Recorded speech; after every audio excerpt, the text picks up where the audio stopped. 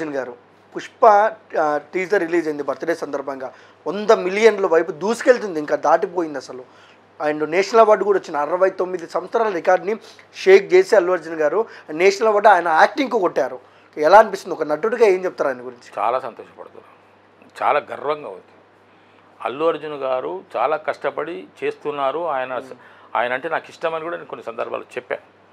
కష్టపడడం అంటే నాకు ఇష్టం కాబట్టి అల్లు అర్జున్ చాలా కష్టపడి ఆయన ఆ స్థాయిలో ఉన్నటువంటి వ్యక్తి అయినా, అంటే ఆ అంతటి గొప్ప కుటుంబం, ఒక శ్రీమంతుల కుటుంబంలో పుట్టి, సినిమా బ్యాక్గ్రౌండ్ ఉన్న కుటుంబంలో పుట్టి, అలవకొక సినిమాలు చేయగలిగినటువంటి పరిస్థితిలో ఉండి కూడా స్వయం కృషి చేసి పైకి రావాలని తపన పడ్డ వ్యక్తి అని నాకు అనిపించింది. నాకెవరు చెప్పలేదండి, ఫేస్ చూస్తే నాకు అర్థమైంది. చాలా కష్టపడుతున్నాడు అని చెప్పేసి నాకు అనిపించింది. అటువంటి అర్జున్ గారు నేషనల్ అవార్డు కొట్టుకోవడం నాకు చాలా చాలా సంతోషం అనిపించింది. నేను వారిని పుష్ప 2 సెట్లో కలిసినప్పుడు కూడా అప్పుడు నేను లేను, దాంట్లో గ్రీడ్ చేశాను. సార్ కూడా నన్ను గుర్తుపట్టారు, నాకు తెలుసు అని అన్నారు. సుకుమార్ గారు పరిచయం చేస్తుంటే అర్జున్ తెలుసు నాకు తెలుసు అన్నారు. అంటే బలగం సినిమా చూసుంటారు లేదా డీజేటీలో చూసుంటారు. అప్పటికి సార్తో నేను పుష్ప 2 చేస్తున్నాను. క్యారెక్టర్ ఇంకా ఎంత ఉన్నది ఏమిటో నాకు తెలీదు. సోఫార్ ఒక 3 డేస్ చేశాను. సార్ కాంబినేషన్లో చేస్తున్నాను. సార్ ఎలా ఉంది సార్ సెట్లో, ఎలా ఉంది పుష్ప 2? ఎలా అనిపిస్తుంది? ఇక వాటి గురించి చెప్పడానికి రాదు, చెప్పకూడదు. ఒకే మాట చెప్పండి, రికార్డు షేక్ అవుతాయా? ఎలా ఉంటుంది సినిమా, ఏంటి? ఏం చెప్పడానికి వీళ్ళు చెప్పకూడదు. సరే సార్, పుష్ప గురించి ఒక అప్డేట్ చెప్తా, అది ఎలా ఉందో మీరు చెప్పండి. నైజాం ఏరియా నుంచి ఒక డిస్ట్రిబ్యూటర్ దాదాపు 100 కోట్లు ఆఫర్ చేశారు మైత్రి మూవీ మేకర్స్కి. ఇక్కడ సినిమా ఇచ్చేయండి, మేము రిలీజ్ చేసుకుంటామని. ఎలా అనిపిస్తుంది ఈ వార్త వింటే మీకు? అంటే దాని మీద మంచి అంచనాలు ఉన్నాయి. సినిమా ఇంకెక్కడికో బాగా కలెక్షన్స్ పరంగా దూసుకెళ్ళిపోతుంది. అన్ని సినిమాలను బలాదూరు చేస్తుందేమో నాకు అనిపిస్తుంది. ఓకే, మీ క్యారెక్టర్ నేను చెప్తున్నా సార్, పక్క కొత్తదనంతో ఉంటుంది సార్. అవును, ఇదేదో పక్క. అవును, అంటే మీరు ఒక స్మగ్లర్ ఏమన్నా చెప్పండి సార్, ఏదో ఒకటి తమ్ముళ్ళు వేసుకుంటాం. ఓకే, అండ్ మీ అభిమాన నటుడు రామారావు గారు అండ్ వాళ్ళ మనవడు ఎన్టీఆర్ గారు దేవరా మంచి కంటెంట్ ఉన్న సినిమా అంటున్నారు. ఇక ఎలా అనిపిస్తుంది ఆయన చూస్తే, ఏమనిపిస్తుంది మీకు ఎన్టీఆర్ గారు? ఇంకోటి సాయి, ఇక్కడ ఒక చిన్న విషయం చెప్పాలి. నేను దేని గురించి ఆలోచించాను, ఎవరి గురించి ఆలోచించాను. నేనేమిటి, నా పనేమిటి, అంతవరకే పరిమితమయ్యాను. అంతవరకే నేను మీ దృష్టికి వస్తున్నాను, అంతే. ఏ సినిమా ఆడుతుంది, ఎక్కడికి పోతుంది, ఎవరు చేస్తున్నారు, ఏ సినిమా ఓపెనింగ్గా ఉంది, ఎవరు అనౌన్స్ చేశారు, ఇవన్నీ నాకు వేరే వాళ్ళు ఎవరైనా చెప్తే నేను వింటానే తప్ప నాకు ఆసక్తి కూడా లేదు బాస్, లేదు. ఎన్టీఆర్ గారి మీద మీ ఒపీనియన్ ఏంటి? కష్టపడుతున్నాడు కదా, కష్టపడతాడు, ఒక మంచి నటుడు అని చాలామంది ఆయనను, నాకైతే ప్రత్యక్ష పరిచయం లేదు, నేను ఆయన ఎప్పుడు చూడలేదు కూడాను.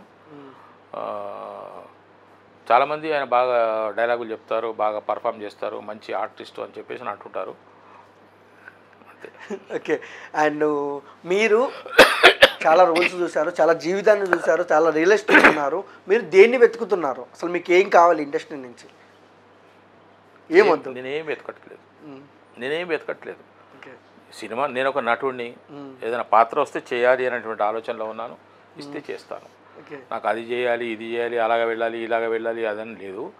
నాకున్న నమ్మకం ఏమిటి అని అంటే, ఒక దర్శకుడు ఒక పాత్ర ఇతను ఈ పాత్ర చేయాలి అని అనుకుని నా మీద నమ్మకం పెట్టి నాకు ఒక పాత్ర ఇస్తే, ఆ పాత్ర ద్వారా నేను దర్శకుడిని మనసును గెలుచుకోవాలనే కోరిక నాకున్నది.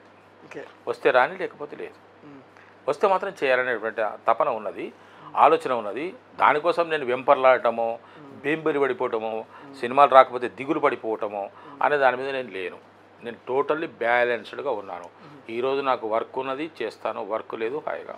Okay sir, super sir. అసలు అందరూ మీలాగే ఎవరన్నా ఉంటే అంటే అలా కాదు సాయి, ఒక్కొక్కరికి ఒక్కొక్క థాట్ ఉంటుంది, ఒక్కొక్కరి ఆలోచన ధోరణి ఒక్కొక్క రకంగా ఉంటుంది, ఒక్కొక్కరి పరిస్థితి ఒక్కొక్క రకంగా ఉంటుంది. అలాగా చాలా అంటే నేనేమనుకుంటున్నాను అంటే, దేవుడు నాకు ఇచ్చింది చాలు అని అనుకుంటున్నాను. ఇంకా ఏదైనా ఇస్తే తీసుకుంటానే తప్ప, అయ్యా నాకు ఈ విధంగా ఇవ్వు, నన్ను ఇంకా ఏదో చెయ్యి అని చెప్పేసి నేను అనుకోను. దేవుడు ఇస్తే తీసుకుంటాను. ఎందుకంటే నేను చాలా అట్టడుగు వర్గాల నుంచి వచ్చిన, అట్టడుగు కుటుంబం నుంచి వచ్చాను కాబట్టి సాయి, 10 రూపాయల స్వీట్ తినాలనుకున్న రోజుల్లో, 10 రూపాయల స్వీట్ తినాలనుకున్న రోజుల్లో 10 రూపాయలు లేని నాకు ఉదాహరణ ఇది. ఎగ్జాంపుల్ చెప్తున్నా, లేని నాకు ఈ రోజున కిలోల కొద్దీ స్వీట్ తినగలిగినటువంటి పరిస్థితిలో ఉంటే కూడా షుగర్ ప్రాబ్లం వస్తే ఏ విధంగా తినలేమో, నేను చిన్నప్పుడు ఏ విధంగా ఉండి పెరిగానో ఇప్పుడు కూడా నేను అదే మానసిక స్థితిలో ఉన్నాను. చిన్నప్పుడు నేను పెరిగిన వాతావరణము, నా మానసిక స్థితి ఏ విధంగా ఉన్నదో ఈరోజు కూడా నా మానసిక స్థితి అదే విధంగా ఉన్నది. కాబట్టి నాకు దేని మీద ఆశ లేదు, దేని మీద వాంఛ లేదు, అదేదో కావాలి, ఇదేదో కావాలి, ఇట్లయిపోవాలి, అట్లయిపోవాలి అనేది లేదు. దేవుడు అనుగ్రహించి ఇస్తాడా, ఖచ్చితంగా తీసుకుంటాను.